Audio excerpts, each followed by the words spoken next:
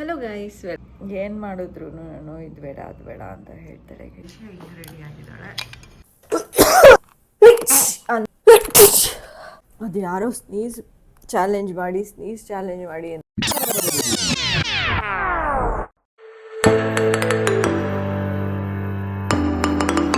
Hello guys, welcome back to my channel. I hope ಎಲ್ಲರೂ ಚೆನ್ನಾಗಿದ್ದೀರಾ ಅಂತ. ಮತ್ತು ಇವಾಗ 7:45 ಆಗಿದೆ. 7:45 ಮೇಲೆ ಆಗಿದೆ. ಆ್ಯಂಡ್ ಭವಿಷ್ಯ ರೆಡಿ ಆಗ್ತಿದ್ದಾಳೆ ರೂಮಲ್ಲಿ. ಕಾಣಿಸಿದ್ಲು ಅನ್ಕೋತೀನಿ. ಎಸ್, ಅವಳು ಕಾಲೇಜಿಗೆ ರೆಡಿ ಆಗ್ತಾ ಇದ್ದಾಳೆ. ಇವಾಗ ಅವಳನ್ನ ಕಾಲೇಜಿಗೆ ಬಿಟ್ಟು ಬರಬೇಕು.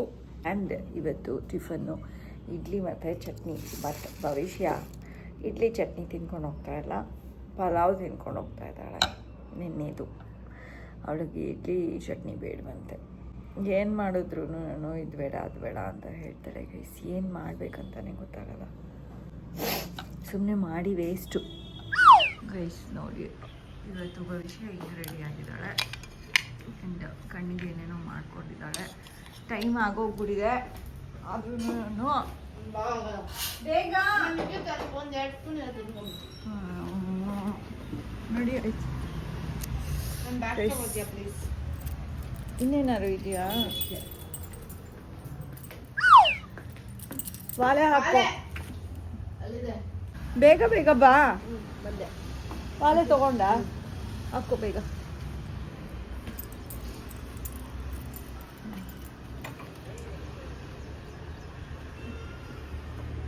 ಭವಿಷ್ಯನ ಬಿಟ್ಟು ಬಂದು ಸುಮಾರು ಹೊತ್ತಾಯಿತು. ನಂದು ಟಿಫನ್ ಆಗಿದೆ.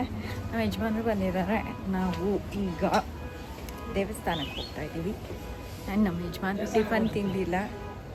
ಅವರು ದೇವಸ್ಥಾನಕ್ಕೆ ಹೋಗ್ಬಿಟ್ಟು ಬಂದು ತಿಂತಾರಂತೆ. ಬಾಯ್ ಅದಕ್ಕೆ ಬಂಡಿ ಮಾಂಕಾಳಮ್ಮ ದೇವಸ್ಥಾನಕ್ಕೆ ಹೋಗ್ತಾ ಇದ್ದೀವಿ ಗೈಸ್.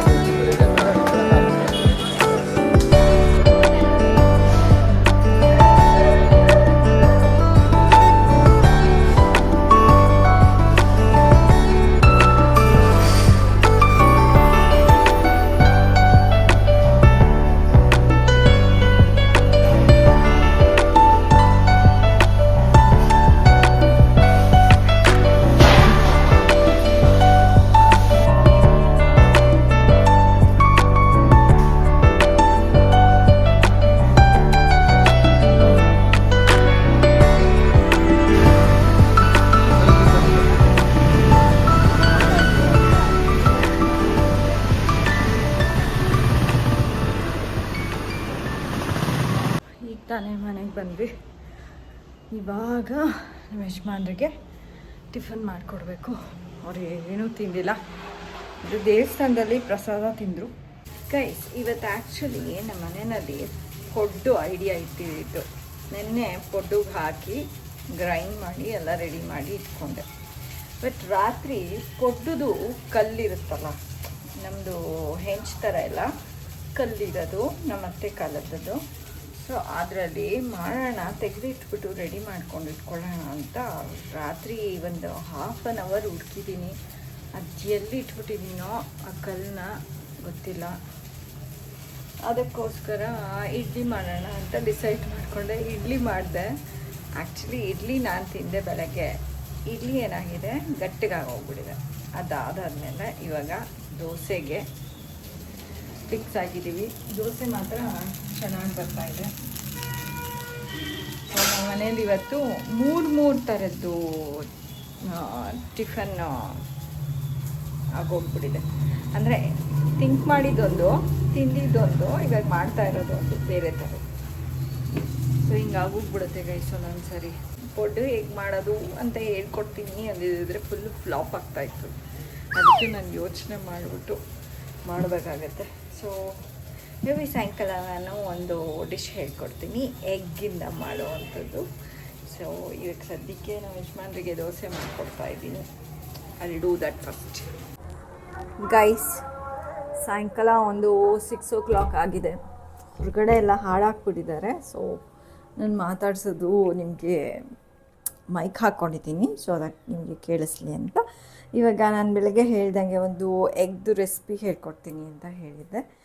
ಆ್ಯಂಡ್ ನಾವು ಏನೇನು ರೆಡಿ ಮಾಡ್ಕೊಂಡಿದ್ದೀನಿ ಅಂದರೆ, ಒಂದು ಪುಟಾಣಿ ಪ್ಯಾನು, ಅದಕ್ಕೊಂಚೂರು ಆಯಿಲ್ ಹಾಕ್ಕೊಳ್ಳಿ. ಆಯಿಲ್ ಹಾಕ್ಕೊಂಡು ಸಣ್ಣ ಕಟ್ ಮಾಡ್ಕೊಳ್ಳಿ ಕ್ಯಾಪ್ಸಿಕಮ್ಮು ಮತ್ತು ಆನಿಯನ್ನ ಈ ಥರ. ಸೊ ಈಗ ಆಯಿಲ್ ಬಿಸಿ ಆಗ್ತಿದ್ದಂಗೆ ಸಾಸಿವೆ ಏನು ಬೇಡ ಗೈಸ್, ಹಾಕ್ಕೊಂಡ್ರೆ ಹಾಕೋಬೋದು, ಬಟ್ ಬೇಡ ನನಗೆ ಇವತ್ತು. ಆ್ಯಂಡ್ ಅದಾದಮೇಲೆ ಎಣ್ಣೆಗೆ ನೀವು ಆನಿಯನ್ ಹಾಕ್ಕೊಳ್ಳಿ. ಇಷ್ಟು ಸಾಲ್ಟ್ ಹಾಕ್ಕೊಂಡು ಹೊಡ್ಕೊಳ್ಳಿ ಗೈಸ್. ಜಾಸ್ತಿ ಸಾಲ್ಟ್ ಹಾಕ್ಕೋಬೇಡಿ, ಏನಕ್ಕೆ ಅಂದರೆ ಇದು 1 ಅಥವಾ 2 ಮೊಟ್ಟೆಗೆ ಮಾಡ್ತಾ ಇರೋದು. ಸೊ ಮೊಟ್ಟೆಗೆ ಜಾಸ್ತಿ ಸಾಲ್ಟ್ ಬೇಡ ಅನಿಸುತ್ತೆ.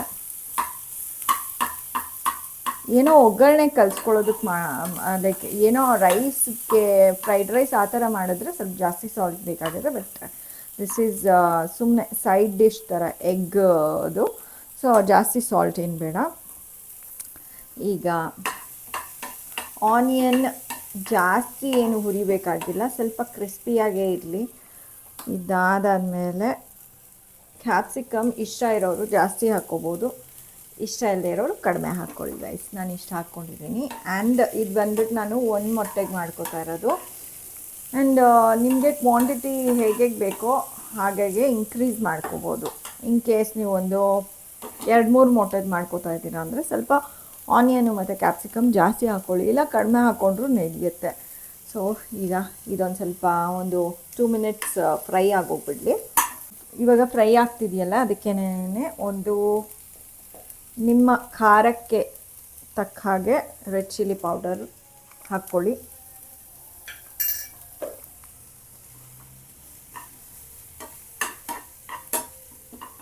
ಇದು ಖಾರದ ಪುಡಿ ಹಾಕಾದ್ಮೇಲೆ ಒಂದು ಸ್ವಲ್ಪ ಫ್ರೈ ಆಗಬೇಕು ಚೆನ್ನಾಗೆ. ಇವಾಗ ಫ್ರೈ ಆಗಿತ್ತಲ್ಲ, ಒಂದು ಹಾಫು ನಾನು ಈ ಬಟ್ಲಿಗೆ ತೊಗೊಂಡಿದ್ದೀನಿ. ಆ್ಯಂಡ್ ಸ್ವಲ್ಪ ಇಲ್ಲಿ ಉಳಿದಿದೆ. ಇವಾಗ ಇದಕ್ಕೆ ಒಂದು ನಿಮಿಷ ಗೈಸ್. ಇವಾಗ ನೀವು ಇದಕ್ಕೆ ಒಂದು ಮೊಟ್ಟೆನ ಹಿಂಗೆ ಹಾಕ್ಕೊಳ್ಳಿ. ಇನ್ನು ಮಿಕ್ಕಿದೆಲ್ಲ ಹಿಂಗೆ ಹಾಕ್ಕೊಳ್ಳಿ. ನಿಮಗೆ ಎಷ್ಟು ಬೇಕೋ ಅಷ್ಟು ಹಾಕ್ಕೊಳ್ಳಿ ಗೈಸ್. ಜಾಸ್ತಿ ಆಯಿತು ಅನಿಸಿದ್ರೆ ಬೇಕಾದ್ರೆ ಇನ್ನೊಂದು ಮೊಟ್ಟೆ ಮಾಡ್ತೀರಲ್ಲ ಆವಾಗ ಹಾಕ್ಕೋಬೋದು, ಇಲ್ಲಾಂದರೆ ಹಾಗೆ ಬಿಟ್ಬಿಡ್ಬೋದು. ಇಷ್ಟೇ ಗೈಸ್. ಇದನ್ನು ಲೋ ಫ್ಲೇಮ್ನಲ್ಲಿ ಬೇಯಿಸ್ಕೊಳ್ಳಿ. And this is done guys. ನನಗೆ ಹಾಫ್ ಬಾಯ್ಲ್ಡ್ ಇಷ್ಟ ಇದರಲ್ಲಿ, ಅದಕ್ಕೆ ನಾನು ಅದನ್ನು ಹಾಫ್ ಬಾಯ್ಲ್ಡಾಗೆ ಇರೋದಕ್ಕೆ ಬಿಟ್ಟು ಅದಕ್ಕೆ ಕೊತ್ತಂಬರಿ ಹಾಕ್ಬಿಟ್ಟು ಗೈಸ್ ಮುಗೀತು ಗೈಸ್. ಇದನ್ನು ನೀವು ಏನಕ್ಕೆ ಬೇಕಾದ್ರೂ ನೆಂಚ್ಕೊಂಡು ತಿನ್ಬೋದು.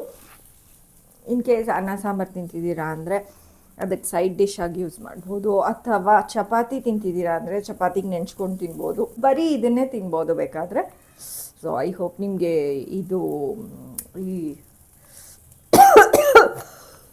ನೀವು ಮನೆಯಲ್ಲಿ ಟ್ರೈ ಮಾಡಿ ನೋಡಿ. ಇದು ಈಸಿ ಇದೆ ತುಂಬ, ಆ್ಯಂಡ್ ಇಷ್ಟ ಸಹ ಆಗುತ್ತೆ ನಿಮಗೆ ಅಂತ ಅಂದ್ಕೊಂಡಿದ್ದೀನಿ. ಆ್ಯಂಡ್ ನಾನಿವಾಗ ಸ್ವಲ್ಪ ಊಟ ಮಾಡಿಬಿಟ್ಟು ಅಂದರೆ ಬರೀ ಆಮ್ಲೆಟ್ ತಿಂತೀನಿ. ಅದು ಯಾರೋ ಸ್ನೀಸ್ ಚಾಲೆಂಜ್ ಮಾಡಿ ಅಂದ್ರಲ್ಲ, ನೋಡಿ ನನ್ನ ಪ್ರಾಬ್ಲಮ್ಮು. ಒಂದು ಒಗ್ಗರಣೆ ಆಗ್ತಿದ್ದಂಗೆ ನನಗೆ ಅಕ್ಷಿ ಶುರು ಆಗೋಗ್ಬಿಡುತ್ತೆ. ಸೊ ನನಗೆ ಪ್ರಾಬ್ಲಮ್ ಇದೆ ಏನೋ ಗೈಸ್. ಅದೇನೋ ಒಗ್ಗರಣೆ ಹಾಕ್ತಿದ್ದಂಗೆ ನೋಸ್ಟ್ರಿಲ್ಸಲ್ಲಿ ಅನ್ಕಂಫರ್ಟೇಬಲ್ ಆ್ಯಂಡ್ ಸ್ನೀಸ್ ಬರೋದಕ್ಕೆ ಸ್ಟಾರ್ಟ್ ಆಗೋಗ್ಬಿಡುತ್ತೆ. ಅದು ಏನಕ್ಕೆ ಅಂತ ಗೊತ್ತಿಲ್ಲ ನನಗೂ. ಮೇ ಬಿ ಒಗ್ಗರಣೆ ಜಾಸ್ತಿ ಹೈ ಫ್ಲೇಮ್ನಲ್ಲೂ ಇರಲಿಲ್ಲ, ಆದರೂ ಬರುತ್ತೆ. ಸೊ ಅಷ್ಟೇ ಗೈಸ್. ಇವಾಗ ನಾನು ಅದನ್ನು ತಿಂತೀನಿ, ಆಮೇಲೆ ಸಿಗ್ತೀನಿ ಗೈಸ್. ಈಗ ತಾನೇ ಭವಿಷ್ಯ ಕಾಲ್ ಮಾಡಿದ್ದು. ಸೊ ಅವಳನ್ನ ಕರ್ಕೊಂಡು ಬರೋದಕ್ಕೆ ಹೋಗ್ತಾ ಇದ್ದೀನಿ ಗೈಸ್.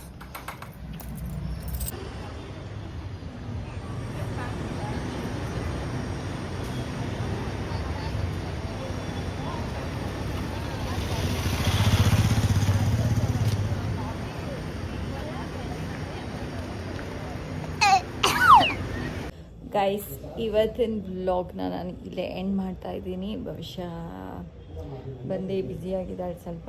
ಕ್ವೆಶ್ಚನ್ ಕೇಳ್ತೀನಿ, ಅದಾದಮೇಲೆ ಎಂಡ್ ಮಾಡೋಣ ವ್ಲಾಗ್ನ. ಮಹಾಭಾರತ ಬರ್ದಿದ್ಯಾರು?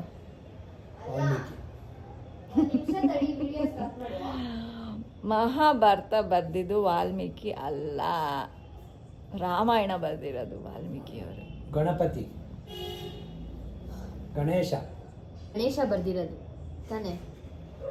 ಬರೆಯೋದಕ್ಕೆ ಸ್ಟಾರ್ಟ್ ಮಾಡಿದ್ದು ವೇದವ್ಯಾಸ ಅವರು, ಬಟ್ ಆಥರ್ ಬಂದ್ಬಿಟ್ಟು ವೇದವ್ಯಾಸ ಅವರು. ಬಟ್ ಬರೆಯೋದಕ್ಕೆ ಫುಲ್ಲು ಕಂಟಿನ್ಯೂ ಅವ್ರಿಗೆ ಪ್ರಾಬ್ಲಮ್ ಆಯಿತು, ಅದಕ್ಕೆ ಅವ್ರು ಫುಲ್ಲು ಬರ್ದು ಕಂಟಿನ್ಯೂ ಮಾಡೋದಕ್ಕೆ ಗಣೇಶನ ಹೆಲ್ಪ್ ತೊಗೊಂಡು ಕಂಟಿನ್ಯೂ ಮಾಡಿ ಮುಗಿಸಿದ್ದು guys. So author is Vedavyasa. ಇದಲ್ಲ, ವಾಲ್ಮೀಕಿ ಬರ್ದಿದ್ದು ವಾಲ್ಮೀಕಿ ಬರ್ದಿದ್ದು ರಾಮಾಯಣ. ಓಕೆ ಗೈಸ್, ಈ ಬ್ಲಾಗ್ನ ನನಗೂ ಸ್ವಲ್ಪ ಕನ್ಫ್ಯೂಷನ್ಸ್ ಇರುತ್ತೆ ಒಂದೊಂದ್ಸರಿ, ನನಗೆ ಗೊತ್ತಿರೋದಿಲ್ಲ, ನಾನು ಫೈಂಡ್ ಔಟ್ ಮಾಡಿಬಿಟ್ಟೆ ಡಿಫ್ರೆನ್ಸ್ ನೋಡು. ಇದು ಐಲೈನರ್ ಇಲ್ಲ, ಇದ್ರಲ್ಲಿ ಐಲೈನರ್ ಇದೆ. ಸರಿಯಾಗಿ ಮುಖ ತೊಳ್ಕೊಂಡಿಲ್ಲ, ಇನ್ನ ತೊಳ್ದೇ ಇಲ್ಲ ನಾನು, ಬರೀ ಒಂದ್ ಸೈಡ್ ತೊಳ್ದೆ. ಅಪ್ಪ ವಾಶ್ರೂಮ್ ಕೊಟ್ಟೋಯ್ತು ಆಮೇಲೆ. ಓಕೆ ಗೈಸ್, ಇವತ್ತಿನ ಬ್ಲಾಗ್ನ ಇಲ್ಲೇ ಎಂಡ್ ಮಾಡ್ತಾ ಇದ್ದೀನಿ. ಇನ್ ಕೇಸ್ ನಿಮಗೆ ಬ್ಲಾಗ್ ಇಷ್ಟ ಆಗಿದ್ರೆ ಲೈಕ್, ಶೇರ್ ಆ್ಯಂಡ್ ಕಮೆಂಟ್ ಮಾಡಿ. ಸಬ್ಸ್ಕ್ರೈಬ್ ಆಗಿಲ್ಲ ಅಂದರೆ ಸಬ್ಸ್ಕ್ರೈಬ್ ಆಗಿ. Until next blog, take care, bye bye, see you guys.